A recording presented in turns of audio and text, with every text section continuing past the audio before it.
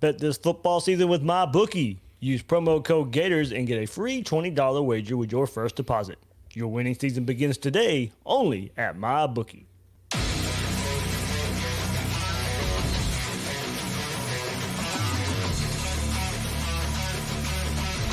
Gators Breakdown, because there's never a dull moment in Gator Nation.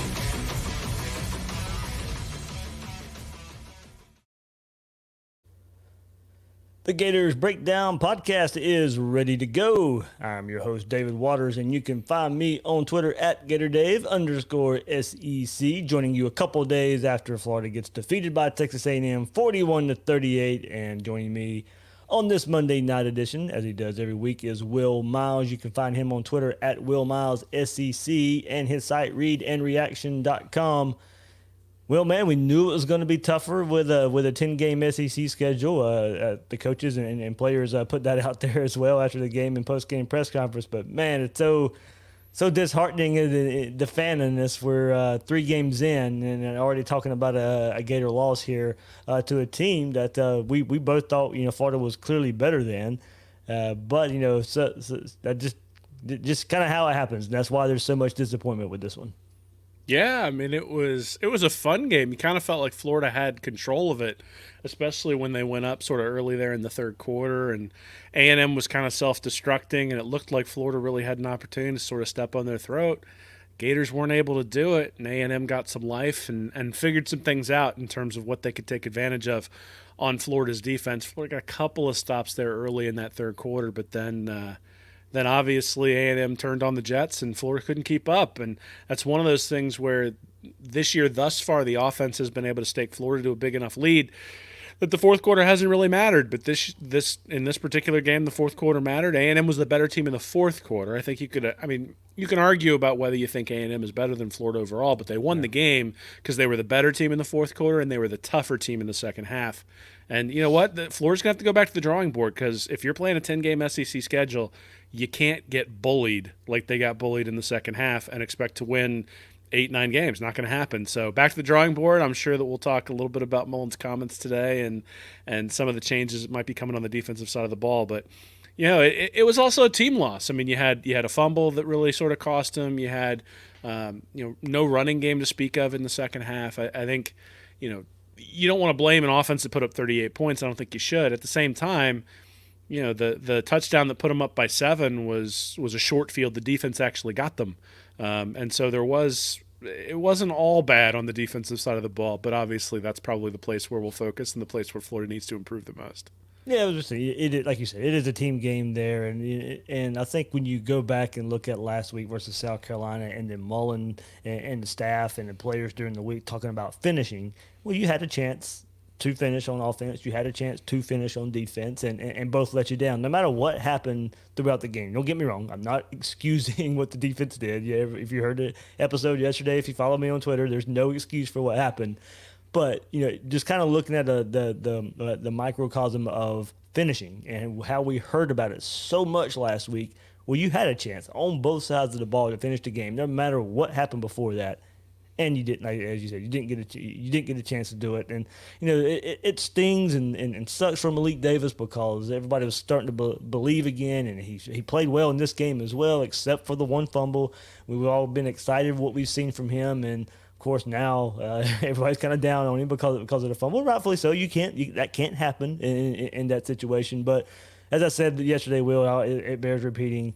That play, that drive was going to give Florida a chance to win the game, but it certainly didn't lose Florida the game. No, I mean, and running backs fumble, right? Yeah. I mean, that happens from time to time. You get hit, the ball comes out. Obviously, you'd like to see him carrying it a little bit tighter there, but also you'd like to see all of the offensive linemen hit their blocks so that he's not getting drilled from the side. And the other thing is that we said last week that one of the risks to having a defense that was playing the way this defense was is that at some point the offense wasn't going to be able to bail them out, and they were going to need the defense to step up. And it's not as though that fumble happened at the 10-yard line. I mean, the fumble didn't happen deep in Florida territory where the defense didn't have an opportunity to bow up and make a stop and either get the ball back to the offense or at least make A&M kick a deep field goal. Instead, they let them basically go all the way down the field, run the clock all the way down, and kick a chip shot at the end. So whose fault is it? It's everybody's fault, right? I mean, at the end of the day, A&M came out 11 rushes for 45 yards in the first half, 27 for 160 in the second half. It's not as though they slowed down Kellen Mond. They made him look like an All-American. I still don't think he's that good, though obviously he proved me wrong on this game in particular. We'll see whether he's able to maintain that momentum throughout. And I mentioned in my post-game article that this reminded me a little bit of Kentucky back in 2018. I mean, we came out of that game thinking Terry Wilson was really, really, really good, and then Terry Wilson was kind of average the rest of the year. Mm-hmm. And it turned out Florida's defense made Terry Wilson look really, really good in that game, and I just wonder whether that's... Orange Bowl, Bryce Perkins wasn't that good. I mean, he was a good player. He wasn't that good of what we saw in the Orange Bowl. And look, I mean, as I kind of said last week, maybe the Orange Bowl was a inclination of what we were going to see this year. Yeah, but we won the Orange Bowl as opposed to. True. I mean, that Kentucky game we got absolutely. And the Kentucky game we got torched, right? And it was air and ground. Didn't feel like you could stop anybody.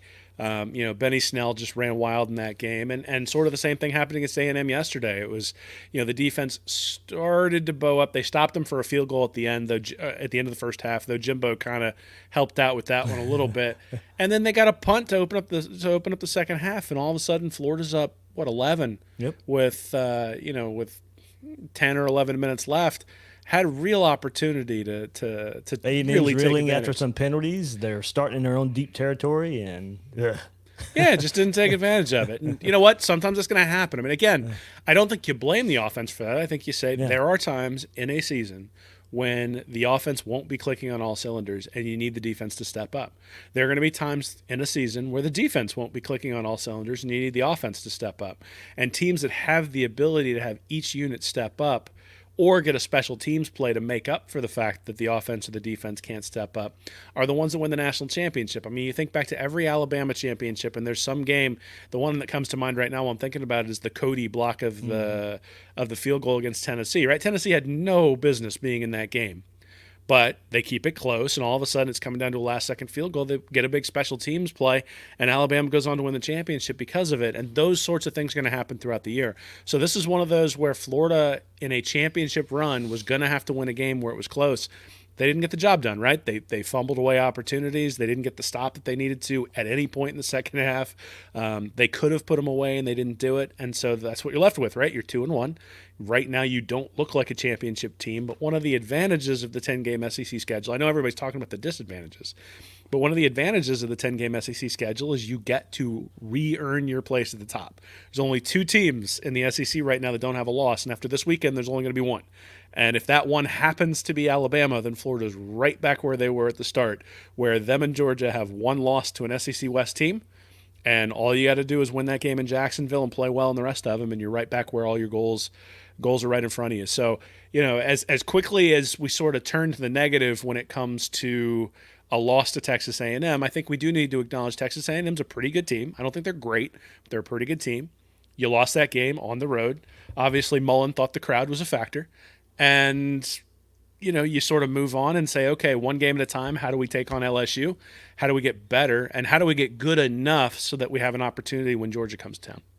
Yep. All about taking steps to get better. The next 3 games there, Will, when that game comes up here in Jacksonville. So, all right, we'll move on to a whole lot of discussion. Kind of be featured on Todd Grantham here, of course, the hot button topic. And no, guys, he wasn't fired. A lot of people fell out there for the fake Brett McMurphy tweet, and even Bleacher Report. That's what started it. I think a lot of people knew the whole Brett McMurphy tweet was fake, but then Bleacher Report obviously picked up on it and shared that Todd Grantham was fired. So I know a lot of people were sending fake news.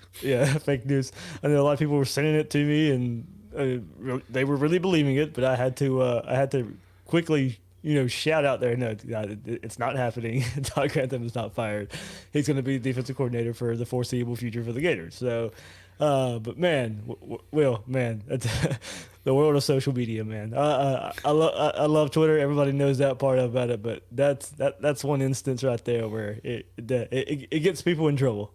Well, I mean, it gets people at Bleacher Report in trouble. I don't any Gator fan knows that Silk's pretty well known for. He didn't do it this time, but he's pretty well known for like breaking things from the Miami Herald. Yeah. So Gator fans know to take a second look. But obviously, the person at Bleacher Report, they must have gone to Florida State or something, so they didn't know to look at look at the handle a little bit closer. But yeah, I mean, obviously the fan base is riled up. I don't know that anybody's ever been completely happy with Grantham as defensive coordinator. Yep. There was a segment of the fan base that wanted him to go to the Bengals a couple of years ago. There's a segment of the fan base that believes he's significantly overpaid based on sort of his track record, which I'm sure we'll get into tonight. And some that never wanted him because he had a certain G on his hat at one point.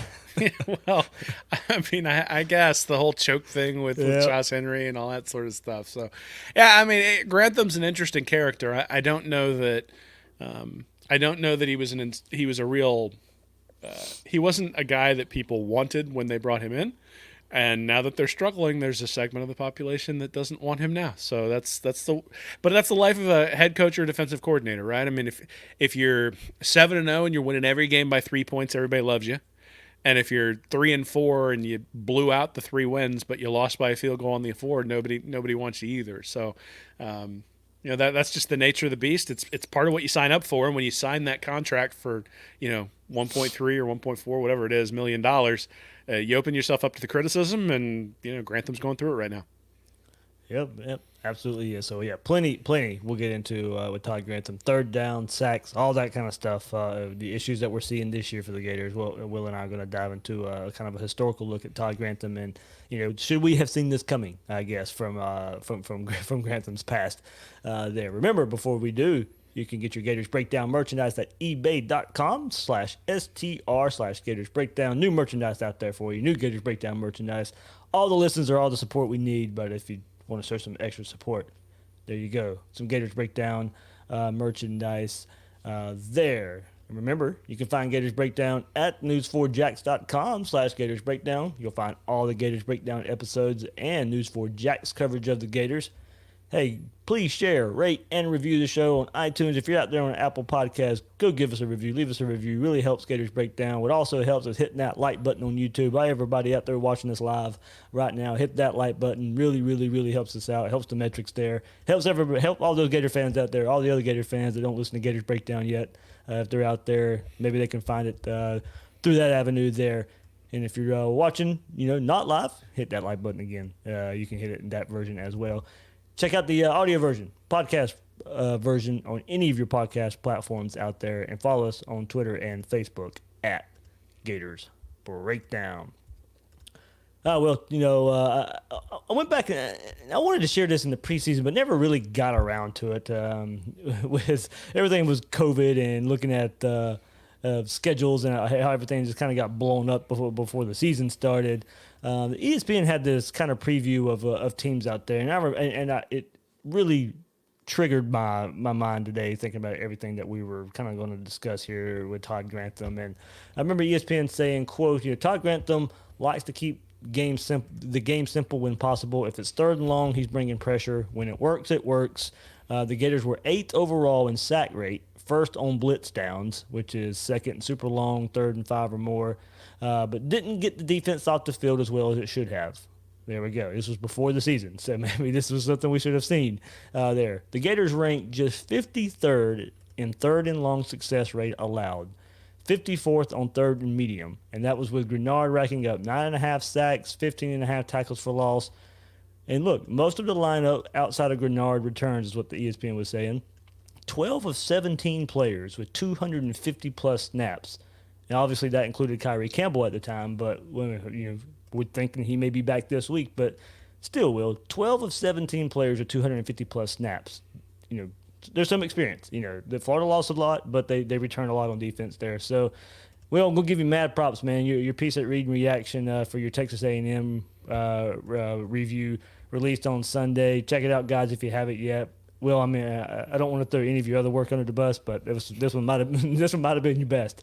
There, it stinks it comes after a loss here, but the way you detailed it, everything that happened, Will does a good job detailing every third down in the game. What happened? What happened? What went wrong on most of them? What went right on the few that were right? So, Will, and just kind of going back to that ESPN piece of an article there. I mean, continuity with Grantham, we talked about, actually this whole coaching staff, continuity coming back, those players coming back. So, the whole defensive staff returning, all those players, 12 of 17 with 250-plus snaps. And for whatever reason, it has not translated. 3 games in now, and it's the same story from Ole Miss to Texas A&M. Yeah, I mean, I think if you say why would we have seen this coming, I think maybe the reason to do that is just the guys who are missing are the guys who were really producing last year. So David Reese, John Grenard, Kyrie Campbell, who we thought was going to be back but isn't, C.J. Henderson, obviously in the NFL, Adam Schuler, Jawan Taylor, Jabari Zuniga. You look at those guys, they were 148 of 401 tackles. There were 40 of the 89 tackles for loss and 20 and a half of the 49 sacks. And so, an awful lot of production. So guys like Ventrell Miller, Ventrell Miller last year had 55 total tackles, but David Reese had 92. And Miller was the second leading tackler on the team. So, Miller takes that step up, but then who steps in behind Miller in order to give you sort of the guy to give David Reese a blow? Who steps up to give Ventrell Miller the blow this year? And that's really been one of the issues, is that they haven't had guys who've been able to go out there and get the job done in those situations. The other thing is Marco Wilson had 3 picks last year. Donovan Steiner had 4. Sean Davis had 3. There haven't been any interceptions. I think you tweeted out afterwards that Gervon Dexter is our leading interceptor on the defensive side of the ball, which just means we're not getting any turnovers either. So it's not just that the defense isn't getting as much pressure, that the defense isn't getting any turnovers, and so it's just touchdown, touchdown, touchdown, touchdown every time the offense touches the ball. And maybe there's a relation. You're not getting pressure, you're not getting turnovers. Oh, I think absolutely it is. And then you factor in the broken coverages and the times where they are in position and just haven't been able to make the stop. I don't think you can pinpoint one thing. That was sort of a takeaway from the third down sort of barrage that I put on in my article is, he rushed 4, he rushed 3, he rushed 5, he zone blitzed, he played a zone behind a blitz, he played man behind a blitz. A&M had an answer for everything that he was trying to do. Now, some of that was youth. I think some of it were guys playing out of position. I think some of it was guys not necessarily executing the scheme the way Grantham wanted it to be executed. I think some of it was protecting some of the players deep because they don't have a whole lot of faith that they're able to stop the big shot from happening. But it was funny. When I watched the first half, there was a lot of zone being played behind the blitzing. And so it felt like they were only bringing 4 because they weren't getting any pressure. And so one of the things I kept looking for in the second half was for them to play more man. But one of the reasons they were playing the zone is they didn't trust their guys to play man behind the blitz. And so, there's some real trust issues with Grantham and the defense. There are trust issues with the defensive backs. There were times where Marco Wilson looked like he got beat, where I think there were other players who were supposed to be helping him, and it makes him look stupid, even though he was in the right position. The one I'm thinking of in particular is a third down where A&M had the ball at the 2 or the 3 yard line. Florida only rushed 3, brought a corner on a blitz, which was kind of weird, and then I think that Amari Burney was supposed to drop back into the end zone and make it a difficult throw for Bond. Instead, he sort of took on a lineman. And then Marco Wilson wasn't there in time. He was playing deep in the end zone, kind of a safety position, couldn't get to the receiver, an easy touchdown. And, the reality is you have to know what your assignment is. You have to know where you're going. And too often the players just don't know what they're supposed to do. So is that you wouldn't expect that with the level of experience. Right. But it's not as though we didn't see this last year. There were missed assignments and guys not making plays. And they had the 4 safeties last year with Jawan Taylor as the 4th. And they were rotating those guys in and out because things were inconsistent all year long. It wasn't this bad, but is it too complicated? I think that's the question we can ask ourselves now. Is the defense too complicated? I don't know. They've been there forever. Yeah. Right? These guys have been in the program for an extended period of time. That's why a lot of this doesn't make sense. Ventrell Miller and Amari Burney should know where to go for the most part. Yes. Now, we made some excuses a couple of weeks ago for Burney because he hasn't played linebacker his entire life. At the same time, you see the same mistake against A&M that you see against South Carolina. And you go, okay, well, when are you going to take him off the field? Now, they did have, one of the things that I think was a little bit of a bright spot was I thought Trevez Johnson showed some burst in particular. He got a stop there late in the game. right before he got picked, and then allowed a huge backbreaking conversion there on that final drive. But he set it up to where it was a 3rd and long, and Florida had a shot to get off the field. I think And you're as going a to have freshman, to. you expect that, hey, there's going to be a good play happen, and then somewhere along the way, there's going to be a bad play. Yeah, and this I think is where you could blame the coaching. Is I didn't see Trevez Johnson on that field until the 4th quarter. Right. And they basically Much like said, all last right, week. they said, okay, we're going to bring him in because we'd have 0 options and 0 confidence in the people that we're putting out there. But that's really unfair to have Trevez Johnson out there and say, don't make any mistakes on a critical drive on the road against a top 25 opponent. If you're going to play him in the game, put him in the 4th or put him in the 1st quarter, let him make some mistakes then. And I think we had a follower on Twitter tweet us about like the total allowable yards versus the actual yards A&M had. It was something like 40 yards that A&M didn't get. Yeah. And one of them was because of the fumble for Stewart. So, you're not losing a whole lot by putting those guys out there. At the same time, we saw what happened to Felipe Franks in 2017 when they put him out there and he wasn't ready. And that is something I do think we need to keep in mind when people are like, just bring the youth out there, just put the youth out there. Well, that can have a negative effect too when you do that. And so you need to be very careful that you put people out there who are at least ready to be reasonably successful. Because here's the deal, Trevez Johnson will be just as popular as C.J. McWilliams the first time he gets out of position and gets burned. And it won't matter that he's a true freshman at that point. But, well, he's on the field. Grantham should have him coached up, and that'll be the response. And so, the reality is they got who they got. They're going to have to get the best out of him. Is the scheme too complicated? Yeah. I mean, when you look at it, they blew extraordinarily simple coverages and didn't know where to go. And that's a reflection on the coach. And that kind of stuff can't happen. There was one play I had in the article where everybody was ripping on Marco. And I'm like, you know what? Marco Wilson needs to play better. I think he'd be the first person to tell you that. At the same time, he was the corner on the wide side of the field. A&M on a first down play threw a ball to a wide open receiver, and it clearly wasn't Marco Wilson's fault. There was no defensive back anywhere near the receiver. And so, yes, does Marco Wilson need to play better? Absolutely. But so does every other single player who was on the field. And when you have a guy wide open by like 20 yards, I don't know what to do other than say, yeah, the scheme has to be too complicated because that should never happen. Yep. Well, and so, kind of looking at it all together now, going through and, first loss of 2020 here, but, this was the 6th loss in Dan Mullen's tenure as Florida head coach. And this was the stat I couldn't believe. I knew it was low. I didn't know it was this real low. I sent it to you yesterday. The Gators have 6 losses in Dan Mullen's tenure. The Gators have a combined 2 sacks in those games. 2 sacks in 6 losses. In 2018, you had 37 sacks on the season. The 3 losses, you had none versus Kentucky, 1 versus Georgia, 1 versus Missouri. In 2019, last year, you had 49 sacks. None versus LSU. None versus Georgia. In 2020, 8 so far. You had 8 going into the game last week. So you kind of your own pace for kind of similar to what you've done. You got 0 versus Texas A&M there. So, Will, it's definitely a common theme there. If Florida's losing under Dan Mullen and you look at the defense, it's because they're not getting pressure, they're not getting sacks, they're not hitting the quarterback. The third down conversions in those games, in 2018, Kentucky 9 of 13, Georgia 8 of 14, Missouri 11 of 18, combined 28 of 45 for 62%. 2019, LSU's 1 for 4. So you don't really get a whole lot of credit there when you only force 4 third downs in the whole game. So sorry, you made them go 1 for 4, but everybody knows Florida couldn't stop LSU anyway. But Georgia goes 12 of 18 in the second loss of the season. So those 2 games combined, still 60% of third downs converted. And then on Saturday, of course, Texas A&M goes 12 of 15 for 80% third down conversion rate there. So look, we all know Third and Grantham. We heard it when he was hired. We heard it when he was back at Georgia. We hear it every time a third down is converted on Todd Grantham on social media and all that's out there, Will. But man, just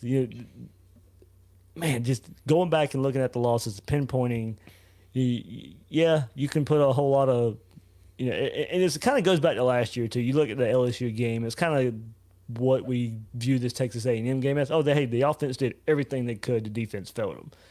All the other ones are out there are kind of, a team 50-50 loss if you kind of want to describe it that way. But one constant is not getting to the quarterback and those teams converting third downs. Yeah, I mean that seems to be the pattern. That seems to be something Grantham needs. And I would say that for the most part, Florida's defensive backs have not been good enough over the last 3 or 4 years to enable the team to win without getting consistent pressure. In fact, in 2017, the year McElwain was fired, the defensive backs were downright horrible. I mean, C.J. Henderson and Marco Wilson gave up like 8 or 8.5 yards per reception that year. It was like 108th or something in the country.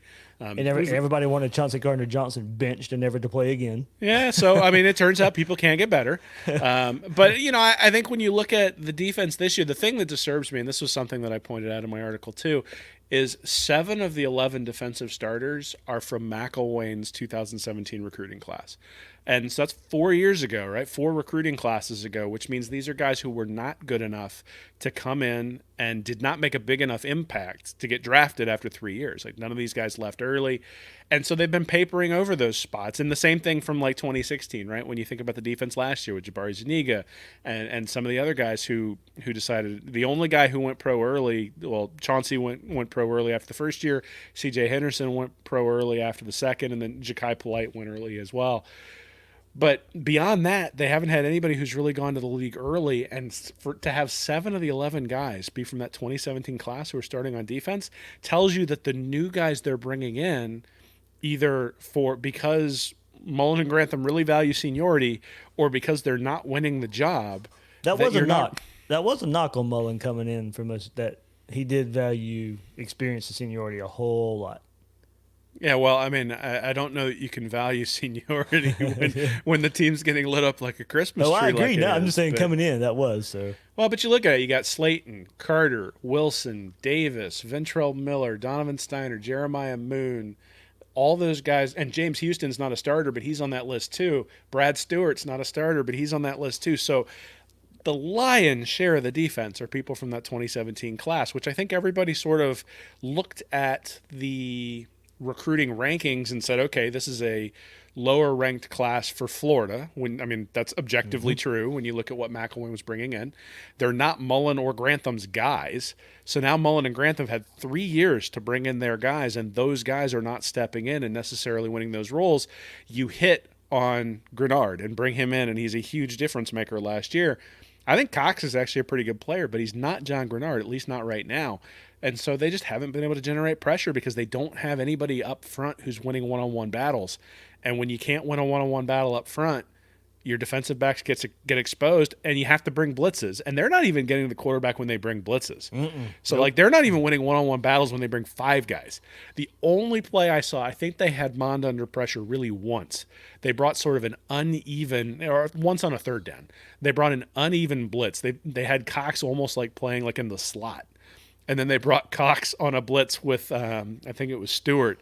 Both came from the same side, overloaded that side, and then dropped the defensive end of the defensive tackle into coverage from the other side of the line. So there were like 4 A&M offensive linemen standing around doing nothing. And then one offensive lineman trying to block 3 guys coming in. They got to Mon. They didn't get the sack, but they got to him. He threw it over the middle into coverage, and the ball was almost picked off. They just couldn't do that enough. Right, I mean, he was having to scheme his way to get to Mond, and let's be honest, I'm not sure that Grantham is a difference maker when it comes to scheming, getting to the quarterback. I think he relies for all the credit Dan Mullen gets as a game day coach. I think you're the opposite with Todd Grantham.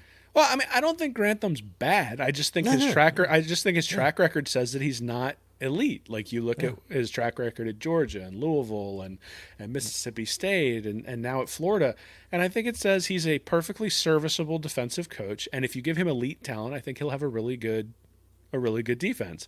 I think when the talent is mid-grade, he's going to have a mid-grade defense. I think when the talent is a little bit lower, he's going to have a lower level defense. He's been very inconsistent everywhere he's gone. He'll have a year where he's really, really good and then a year where he's really, really bad, and we're experiencing that right now. And the point that I brought up in my article is that everybody talks about, I think Dave Wunderlich over at Gator Country is one of the people I saw talking about this first, the third-year dip. And one of the things that's happened is that Kyle Trask has sort of been able to prevent that from happening on the offensive side of the ball, because you've got Pitts and Trask sort of propping that whole side up. But can you imagine? I mean, Pitts was hurt a little bit there in the second half. Looked like he was limping. The offense started to struggle a little bit. If Trask, if they'd have had to put Anthony Richardson in there, like all of a sudden that offense looks very, very different. I think even if they put Emory Jones in there, the offense would have been a whole lot less effective. So Trask, I think, in his ability is really keeping this offense propped up in a place where maybe it wouldn't be, just because I'm not seeing huge plays from Trevon Grimes. I'm not seeing huge plays from – we didn't see Trent Whittemore at all, right? Like where the guys Justin Short made a couple of plays, but we don't have the Freddie Swains and the Josh Hammonds and the Tyree Clevelands and those guys as like the consistent threats on the outside. Pitts and Tony. Yeah, and maybe those guys will step up. Yeah. And we'll see, but you kind of expect him to use Pitts and Tony at some point as decoys, and then start going to these other guys. We haven't really seen that yet. We're going to see it in the not too distant future, I'm sure. But those guys are going to have to step up, and that's what happens when you only run 50 plays a game, right? So that's part of it. But last year I think Jabari Zuniga essentially was the Trask of the defense, right? He was the guy who was propping up that defense. Grenard. Sorry, that Grenard was propping up the defense, and allowing the defense to make some mistakes on the back end that they're just not allowed to make right now, right? I mean, there were times where Bo Nix in that Auburn game could not get to his back drop before Grenard was sitting there right in his face, and I can't remember one play this year where the Florida defense got in somebody's face before he got to the end of his drop. There were sacks in each game, but I can't remember a time when Florida's defense was imposing its will on the opposing quarterback, and that happened a lot last year. So, without any pressure, there is no quick fix here. You're going to have to win one-on-one battles. That's what it boils down to. All right, and then Will alluded to it. We'll see what Grantham's history shows, and very inconsistent. And as I said, maybe we should have seen this coming. But before we get to all that, between the NFL, college football, and the MLB playoffs, there's no shortage of games to watch. And with thousands of lines available on all your favorite sports and events, you can turn your game day into payday at MyBookie. If you're the type that likes to back the big favorites, consider putting a couple in a parlay for a much bigger payout. Not only do parlays make meaningless games exciting, but more importantly, they give you a chance to turn ordinary bets into a real moneymaker. And don't forget the underdogs. They have a ton of value. The thing about the NFL is that underdogs are never really underdogs on Sunday. Every team truly has a chance to win, and you do too. Game spreads, championship futures, and player prop bets. It's never too late to get in on the action and start turning your sports knowledge into actual cash in your wallet. You can sign up at MyBookie. Just use promo code Gators, and you can grab a free $20 wager with your first deposit to bet on anything in the sports book. It's a bonus designed to give you a little help and a head start on your winning season. That's promo code Gators for you to claim your bonus when you make your deposit. Stacked UFC cards, presidential prop bets, all the major sports and more. Sign up today to begin your winning season only at MyBookie. So here we go. Deep dive into Todd Grantham here, and everybody's favorite third down conversion. If you want to, keep harping on that, and of course we got to. And one reason kind of wanted to do this. He's in his third season now at Florida, and he's from when he came from the NFL. He started his college career back at Georgia in 2010, had a 4-year stint there, then went to Louisville, had a 3-year stint there before he went to Mississippi State for a season, and then come with Dan Mullen to Florida. So I know he gets the reputation for jumping around a whole lot, but since he come back to the college game, it's not necessarily more so than a whole lot of other coaches out there. Though that does seem that indicates that people start to get tired of him there in year 3 or year 4 there, buddy. Oh, there you go. Good point. And so we will show that here. So here we go. Neat little graphics there. If you're watching the YouTube version, easier to read, hopefully easier to understand here. So Todd Grantham's third down conversion percentage ranking, and this is versus FBS opponents only. Pretty much the only way to do that, best way to do it. We're not counting cupcake games when you're looking at here. So 2009, the year before Todd Grantham, Georgia was 51st in the country at third down conversion percentage at 38.2. So, go to his first year, They dropped from 51st in the country to Todd Grantham's first year all the way to 97th in the country for third down conversion percentage. At 44, basically 44% there. 2011, a big jump all the way to 4th in the country. So the third down defense takes a huge jump from 97th to 4th in Todd Grantham's second year with only 29, basically 30% third down conversion percentage there. And then back down in 2012, a great 2012 year for Georgia. Georgia had a really good defense that year as well, led by Jarvis Jones. 30th in third down conversion percentage in the country, and in 2013 dropped to 67th in his last season at Georgia. Big drop in his fourth season there with about 40% third down conversion percentage. And then go to Louisville, his first season there. This one was interesting, Will. 2013, the year before Grantham, Louisville had the top-ranked third down conversion percentage in the country in Charlie Strong's last season at Louisville. So how does Todd Grantham follow that up?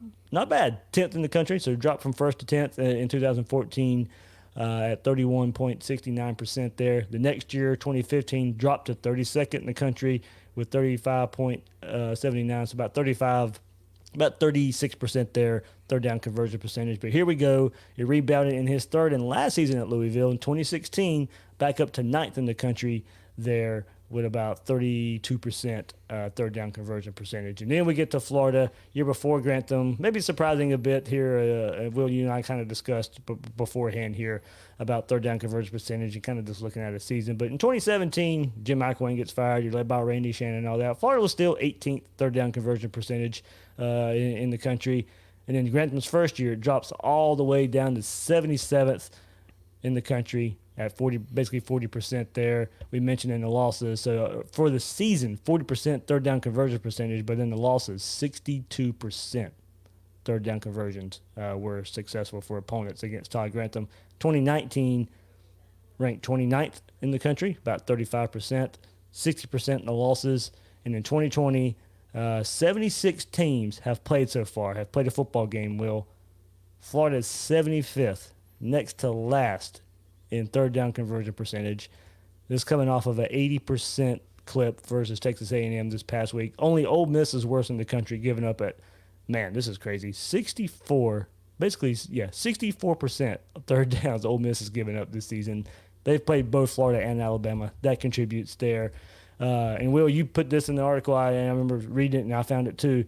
Florida right now would be in, they're 58.7% in third down conversions given up, or their opponents getting on them, would rank dead last in college football last year by a whopping 5% more.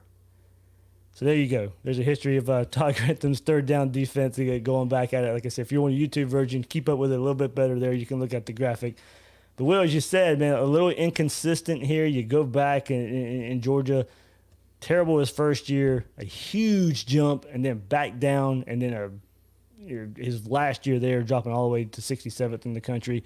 Louisville, I mean, up and down as well, up, down, up, doing well there. And then Florida, wasn't too good his first season, rebounded in his second season, and now 2020 is not off to a good start in his third season for his third down defense. Yeah, not off to a good start. It's a bit of an understatement there, Dave. But so I mentioned before we came on, Florida's faced 46 total third downs this year. So if you count up the third down conversions, the fourth down conversions, the field goals, and all the other things that could happen that are good for the offense, 34 of the 46 times something good has happened for the offensive team and bad for Florida. So when 3/4 of the time, so that's 74% of the time, something good's happening for the offense, obviously that's bad. Now, I do think that there's some hope here, and the hope is that when you actually look at it over the course of a year, third down conversion does not track with points given up. Now, if you allow every third down that your opponent has to be converted, you're going to give up a lot of points. Like, there is some correlation between third down conversion and points scored. The biggest correlation comes with yards per play. And there, Florida's at 6.1, which is 56th overall, but would have been down in that 80 or 90 range last year if you compare it to last year's defenses. That's the one that concerns me, is that they're not just bad on third down. They're bad on first down, second down, and fourth down too. Yeah, we illustrated that on yesterday's episode, guys, if you missed that, on what A&M was able to do on first down and third down. Yeah, and so, the problem is not just that they're giving up the conversions. The problem is that they're giving up 24 yards on first down and 10 from the 20. And then they give up another 18 yards on second down and 8 from and all of a sudden the team's across midfield for that first third down. You convert that third down, you're already in field goal range, right? As opposed to, if you stop them on first and second down, they convert a third down. The next set of downs, they don't convert it. They're 1 of 2. It's 50%, but they're punting to you. And that's really the big difference there. So that's what I would look at. I mean, I think you look at, I agree, third down needs to get better, but the place that they really need to get better is just overall yards per play, which means you can't have busted coverages. It means you can't be giving up 10 yards a rush on the ground there in the second half. It's just everything needs to get better. It's not just a matter of third down. Now, as far as Grantham specifically, I had written back in 2018 when he was hired. One of the things that I looked at was sort of pre-Grantham and post-Grantham for each program he was at. So points per game at Georgia was 48th before him, 42nd on average after or with him, and then 21st after him. So the defensive coordinator who came in after Grantham was actually better than Grantham was at Georgia. With Grantham, at Louisville, he was a little bit worse than Charlie Strong. Charlie Strong was 21st on average there at Louisville. With Grantham, they were 30th. Mississippi State, 43rd pre-Grantham, 31st after. But that's a little bit misleading because Peter Sermon was there at Mississippi State. They shipped off Peter Sermon, basically traded him for Grantham. And the defenses just immediately reverted back to what they were the year before. So, again, I think this suggests that Grantham is not Peter Sermon. Peter Sermon's a bad defensive coordinator. Grantham is a okay defensive coordinator, but he's not Charlie Strong. He's not Jeff Collins. And that's maybe the guy we should be comparing Grantham to. So with similar levels of talent, because I don't know that, granted, Muschamp sort of focused on the defensive side of the ball, but still, Jeff Collins had a similar level in terms of star talent, and he averaged 8th for points per game ranking. Grantham is at 18th for the first 2 years that he was at Florida. So a little bit worse than Jeff Collins, much, much better than Randy Shannon. And really sort of followed Jeff Collins at Mississippi State too. Yeah, Jeff Collins, Manny Diaz, Peter Sermon, everything went to hell. And then Todd Grantham came in, and all of a sudden it was back where it was with Diaz, but a little bit worse than Collins. But yeah, kind of like to your point though, when you're looking at players playing with, he's playing with basically Diaz's and Collins recruited players, not Peter Sermon's. Sure, but I mean, I guess that's sort of my point though. Is when people are questioning the scheme that Grantham typically puts together produces a result that's not as good as Jeff Collins and about on par with Manny Diaz. So when you say Grantham has to go, that's who you have to get who's better, right? You have to get somebody who's Jeff Collins quality. And look at what he's doing at Georgia Tech. That's a pretty feisty team there with significantly less, and so I think Collins is a really good coach. You're if you're gonna replace Grantham, you better get somebody better than him, because he's not bad. He's just not elite. And that was always my concern back in 2018 when they hired him. And it's the same thing on recruiting. You look at recruiting at Georgia, Louisville, Mississippi State, and just generally overall, he adds a little bit in the 4-star category, but doesn't add anything in the 5-star category. And you basically end up with the exact same recruiting class pre-Grantham that you do during the Grantham era. So he's not making inroads on the recruiting aspect of things. He's not making a significant difference on the defensive side of the ball. And so what you're left with is, if you've got players who are struggling, he's not going to scheme his way out of it. And if you've got players who are really good, he probably isn't going to get in the way. And so the last couple of years, we've had players who are really good and gifted in one-on-one situations, and he hasn't gotten in the way. This year, we're struggling in those one-on-one situations, and he's not necessarily able to scheme those guys into a situation where they're able to succeed. Oh man, that was a lot there. That's probably the best way to put it. If he's got the guys, he's not going to get in the way. I like that, because look, and that's and I said this on yesterday's podcast too. There was a lot of assumptions from me, and I'll put this on myself. A lot of assumptions coming into the season about this defense, and part of it was because of Grantham's reputation. I thought Florida was going to have a pass rusher. I didn't think there would be any issue, because look, we didn't expect a whole lot of from Ja'Kai Polite in 2018. Todd Grantham unearths him and makes him a monster out there, down after down after down after down. Now, Grenard, you could kind of see it. He had a pretty good young career at Louisville. You saw the inclination. You saw, okay, this guy can be better than Polite. At least he had showed something more than Polite did. And he comes in and he lives up to that reputation. Jabari Zuniga to me didn't really take off until Todd Grantham got a hold of him as well. I think that's a player who got better. I mean, he got older as well, so that's that part of it too. But I think Todd Grantham made him a better pass rusher. So I was like, okay, we've seen this for 2 seasons. There's no way he's not going to have a pass rusher. We haven't seen it, Will. And it was just, I mean, Cox maybe has that ability. I really do. I don't necessarily like him playing with his hand in the dirt, but it's kind of a necessity right now just because of how the defensive line is shaking out because of Kyrie Campbell being out, and you got to have more beef in the middle, and that's causing Carter to slide over and Cox down with his hand in the dirt more as well. You know, I think if Grantham could have a set piece there, the pieces he wanted to with Kyrie Campbell back, then maybe we'll see the pass rush improve a bit because people are playing in their more natural positions. But the biggest assumption I made in the offseason was Florida was going to have no problem finding a pass rusher. Turns out that one was wrong. Yeah, I mean, so they had 8 sacks the first couple of games. Right, They've struggled. But we could still tell it wasn't what we have seen the last couple of years. Sure. But I mean, again, Jonathan Grenard was drafted pretty high in the NFL draft, right? Yeah. He's not chopped liver. This isn't some guy who's an undrafted free agent who just, he was just holding on for dear life there as the starter for Florida, and he leaves, and now we've got some, just awful player out there. That's not true. What I'll tell you is when I went back and looked at the game, so one of the things that I think is interesting is that I don't think Texas A&M won this game through the air. I think Texas A&M won this game through the ground, and they won it both on the defensive side of the ball and the offensive side of the ball. So Florida I can agree with you there. Look at the first half. You felt Florida was in control of the game, but they come out in the second half and run the ball, and there you go. There was a difference. But that's the one place where I think when people start talking about the offense and talk about the offensive play calling, that you do need to take a second look. So in the first half, Florida had 15 rushes for 73 yards. In the second half, they had 9 rushes for 17 yards. You go back to the South Carolina game, they had 14 rushes for 67 yards. In the second half, they had 10 rushes for 13 yards. In the Ole Miss game, when the offense never slowed down, they had 14 rushes for 96 yards in the first half and 15 for 100 in the second half. So in the second half, when the offense has slowed down for Florida, both against South Carolina and Texas A&M, they haven't been able to get a running game going. And you can see that if you go look at the film, you can see the offensive line starting to get knocked back.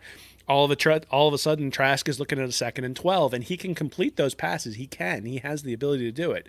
But every quarterback at 2nd and 12, 3rd and 12 is going to be less effective than 2nd and 4, 2nd and 5, 3rd and 4, 3rd and 5. And there weren't a whole lot of negative plays, especially in the second half for Texas A&M, where you put him in that sort of situation where Kellen Mond had to hold the ball for an extra tick because he had to wait for his guy to come open. Now, the converse of that is all of his guys were running open, so I'm not sure he would have had to wait an extra tick. They were open for the first 6-7 yards anyway.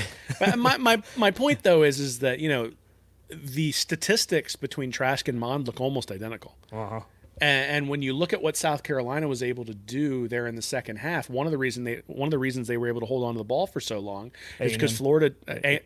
No, South Carolina. The reason in the South Carolina game that they were able to hold on the ball for so long, they made a whole lot of different conversions, but Florida, 10 rushes for 13 yards in the second half. To not be able to hold on to the ball when you have control, to not be able to slow down the momentum of the opposing team.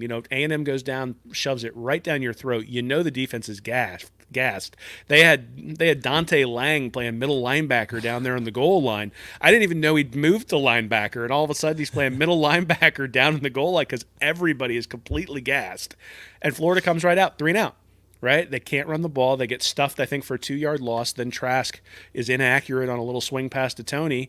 They throw a little, they call it, so it's like 3rd and 16. They call a timeout on 3rd and 16 instead of taking the 5-yard penalty. And then they throw a little dump off to Malik Davis for like 5 or 6 yards and then punt the ball away. The defense goes right back out there, gassed, just like they were on the previous drive. And A&M comes right back down and scores a touchdown, takes the lead. The Malik Davis fumble is something that I think is going to happen, and those are excusable. And I'm not blaming the offense, but I'm saying that at some point the offense had to pick up the defense there in the second half, didn't do it, and one of the reasons they weren't able to do it is because they weren't running the ball. Yep, it was, and you can tell they were trying. I mean, the Malik Davis fumble, it was on a running play, and as you said, that was another example of offensive line necessarily.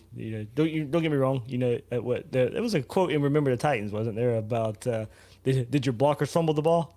So I mean, yeah, you may not have had the blocking, but you still don't fumble the ball. But either way, as you said, kind of to your point, Will, that play wasn't going to be a successful run because of the lack of blocking there anyway. So, all right, last thing here, we're talking about sacks, getting to the quarterback there. I want to look at Grantham's history at getting sacks as well. Maybe does that help translate to the type of defense, successful defense that he has there. Back in Georgia in 2010, they were 64th in the country with about 2 sacks per game. 2011, 15th in the country with 2.7 sacks a game. 2012, in that good Georgia season there, 40th with 2.3 sacks a game. So look, didn't necessarily translate there as far as just numbers and sacks go, but that 2012 Georgia defense was really good. In 2013, 30th in the country with 2.5 sacks a game. His last season, not too bad there.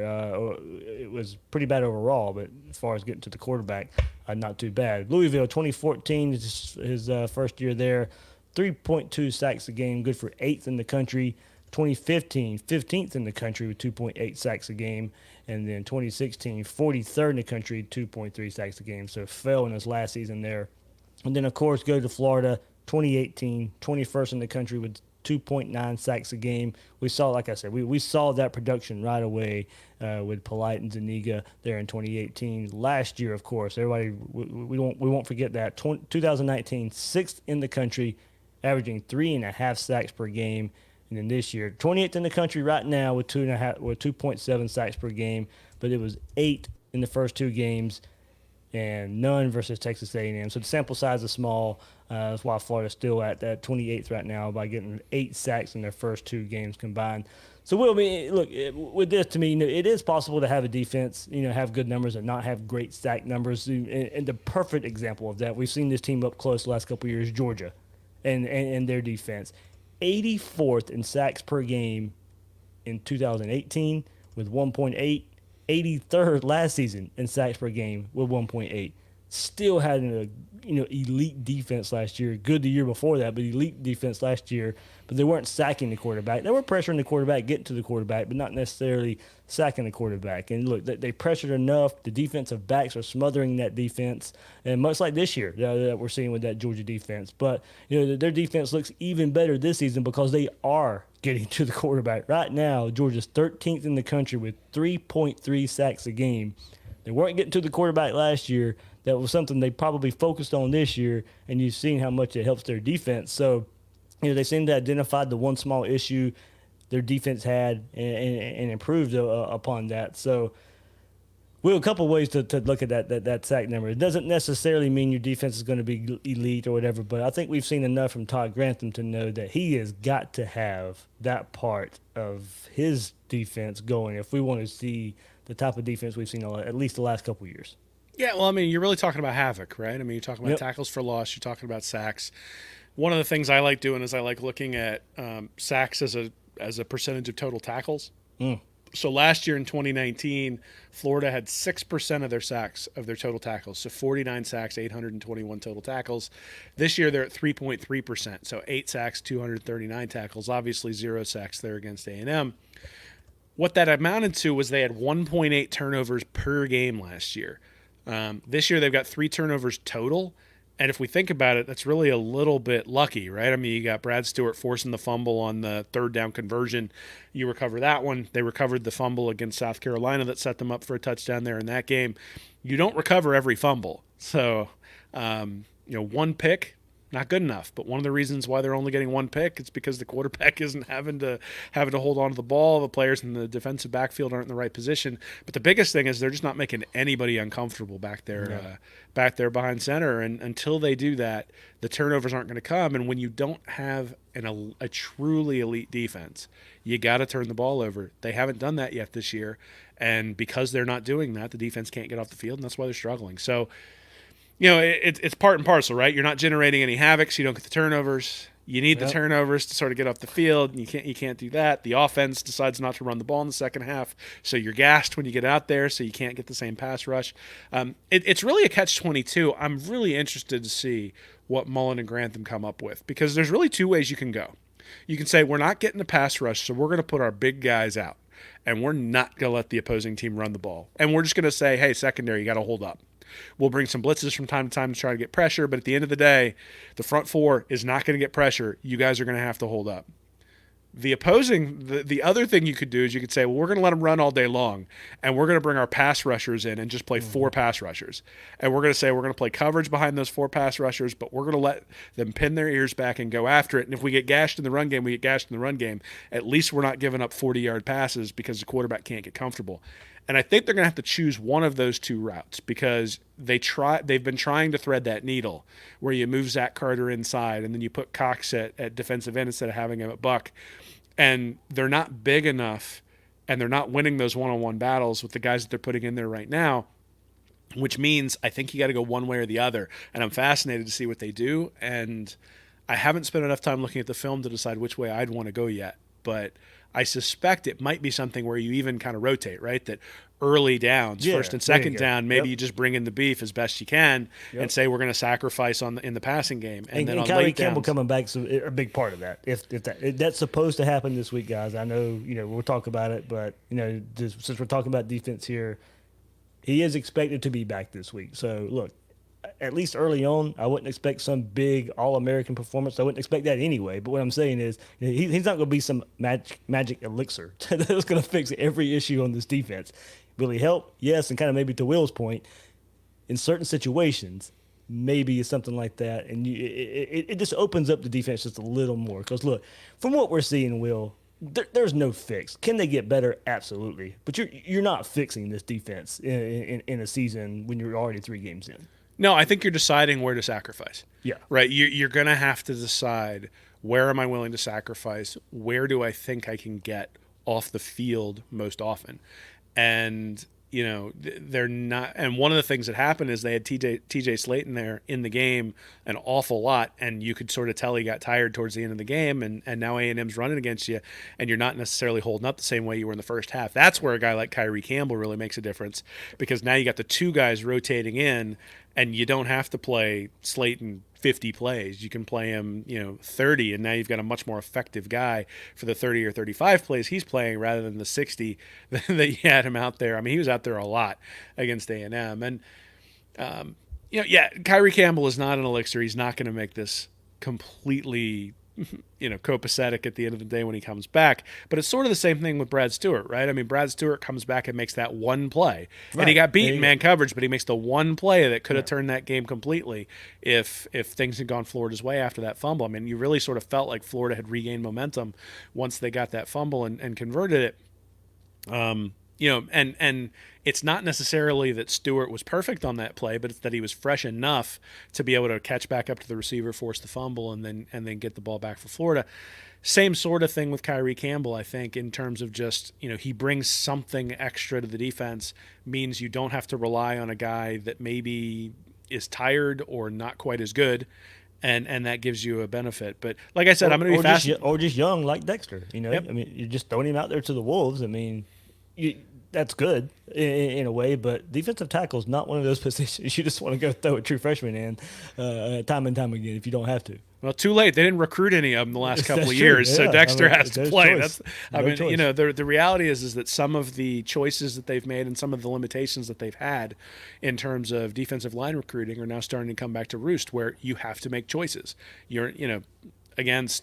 Against South Carolina, I really did diagram that the defensive line wasn't getting any push at all. And against South Carolina, that's worrisome. Against Texas A&M, it's deadly.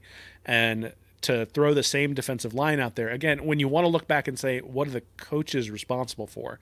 This is one of the things I think you could criticize Grantham for, is that they didn't have an answer for the running game. They didn't have an answer for the passing game for A&M.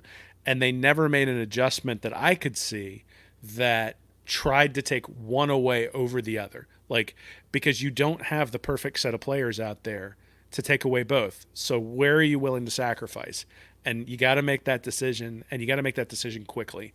And I think hopefully with Mullen and Grantham sitting down this week and talking about making sure they utilize guys in the right spot, they're going to have some discussions around where are we willing to sacrifice.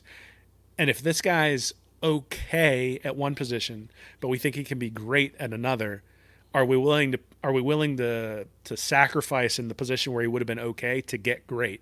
And I think that's one of the things, Cox is the guy who really comes to mind, is you put him at buck, and if he gets a couple of blindside hits, the quarterback gets uncomfortable, and all of a sudden maybe you get a turnover or two, and the dynamics of the game change, as opposed to if you have a little bit of a drop-off in terms of the defensive end position, but Cox isn't necessarily getting to the quarterback. Well, you've gained more by... Or giving up big run plays because he's falling inside. Yeah. Sure. Sure.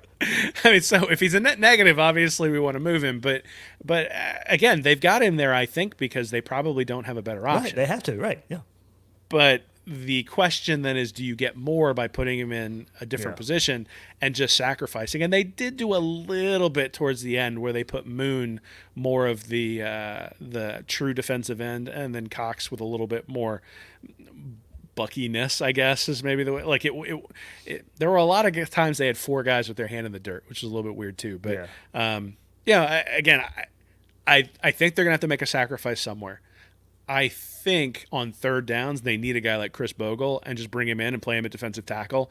And if the team runs it down your throat, well, okay, it is what it is. The linebackers are getting mauled anyway, so you may as well let them get mauled when the offensive lineman beats a quick guy, rather than beating the guy you've got out there. So that's the expectation that I have. I think they're going to start making some sacrifices on the offensive line, and I think if it were me, I think I'd probably start making sacrifices in terms of trying to get more pass rush, rather than trying to hold up against the run. Yeah, that's where the turnovers will come. If you're having trouble with turnovers, that's probably where the turnovers will more than likely come. Is if you can pressure the quarterback, get a blindside hit like you're talking about, or pressure him enough where he forces a throw and it gets picked off. And I kind of agree with you there. And plus, besides Georgia, I don't know how many other running teams are going to be out there. Arkansas will try just because it kind of calls Sam Pittman in his style, but LSU will want to throw it more. Missouri will want to throw it more. Vanderbilt, I don't know. Maybe this defense is bad enough where Vanderbilt can do something. I don't know right now. But toward the end of the year, hopefully it's fixed by the time you get to Kentucky and Tennessee, because those two teams are going to want to run it. Those two teams are going to want to run it down your throat. So hopefully, right now while Florida's figuring out some things, it's probably a good thing you're not playing Kentucky and Tennessee because of that. And I think you could kind of figure some things out along the way for that style of offense. Yeah. The other thing they can do is they can stop bringing five guys. If you're not getting home with the blitz, just bring 3 or 4 and play coverage, and play some simple coverages and give your guys help in positions where they need help, and just make the quarterback dink and dunk his way down the field. And if he's able to do it without making a mistake where your defender can't get in the way, maybe get a pick that way. Maybe, 3 or 4 man rush, one of your guys beats the offensive lineman and you get a benefit that way. There were an awful lot of blitzes, an awful lot of times they brought 5 guys, and that you can do that, but it opens up the backside of your defense to having larger holes than you would normally have if you're only bringing 3 or 4. Maybe that's the other adjustment you make, is you stop being as aggressive. And I'm not sure that Florida fans are going to like that. They don't like it when Grantham doesn't blitz. Well, this was about the first game he actually did, and it did help in some fashion. You brought up the one play where they just overloaded the one side, and it kind of happened. To me, overall, it did help a bit, but I don't know if it was enough with the way this defense is playing that it actually made that much. Well, heck, it didn't. We saw it. It didn't make that much of a difference. I'm not looking at anything that they did against Texas A&M and saying that it worked. Exactly. Like at no point did it work. And I think if people hear uncertainty in my voice, it's because I don't know. Right, exactly. I'd love to come on here and go, it's this defense. I'd love about this defense. I'd love to come out here and say, you got to put this guy on the bench and this guy on the bench and this guy on the bench. But the problem is you got to bench 10 guys. Right. And a youth movement with 10 guys is not going to be a good thing to do overall. And these guys have played before. They have a track record of being much better than they have played thus far. And I do think that we should also maybe note that things are going to regress to the mean a little bit, just in terms of they aren't this bad. and at some point that's going to show through, and they're going to improve. I don't know. I mean, they're not going to be great. I think they're going to be sort of middle of the road, but they're not going to be bad. Now, one thing I do think is there's been a lot of talk about coronavirus and sort of did the offseason affect teams and things like that. So I did go back and look at defenses and on yards per play. And again, I think that's what's important because that correlates to scoring. Last year, overall in FBS, it was 5.61 yards per play is what most defenses gave up. This year, it's 5.46. So it's actually down. Defenses are playing 2.6% better in 2019 than they did in 2018. The SEC is a little bit of a special case. The SEC is up about 7%, but not like Florida is. Florida's up 30% in terms of what they're giving up from a yardage perspective. And so, no, coronavirus is not an excuse. You can't use that as an excuse. It's at this point, you're 3 games in. Yep. You should know how to tackle. Obviously Mullen's getting involved in the game planning with Grantham, so we'll see where that goes. All right, well, man, good stuff. Like you said, if we had all the answers, I'm sure we'd be on the sideline. So I'd be making $1.3 million. Yeah, we could give our thoughts on it, but that's about the extent of it. Believe me, nobody in that office is taking them serious, and so that's just that's just the reality of it. So, but yeah, I mean, and I put it out today. With this offense, it does give you, to me, an opportunity to try some things. The offense is going to put some points up on the board. Through 3 games, whatever you're doing is not working. You can try and figure some things out in live action along the way. It's not going to hurt anything right now. You can figure some things out. And look, that doesn't mean some mass personnel, like as Will said, you sit 11 to start new 11 or anything. But it does open the door for something to be done differently, to be done. And kind of, Will, to your point, maybe the package you send out for stopping the run or stopping the pass or something. But at least this offense gives this defense probably the opportunity to try some things because there will be points on the board. Yeah, well, I mean, the big change is we're going to have 92,000 people in the stadium next week, right? Oh, I don't know. I bet making enemies in your front office. I'm not sure that's the best way to go there. It's a bold move, Cotton. Yeah, the fan base was about 50-50 on it too. So, political affiliation to the side, it was just really that's what you have to say after a game.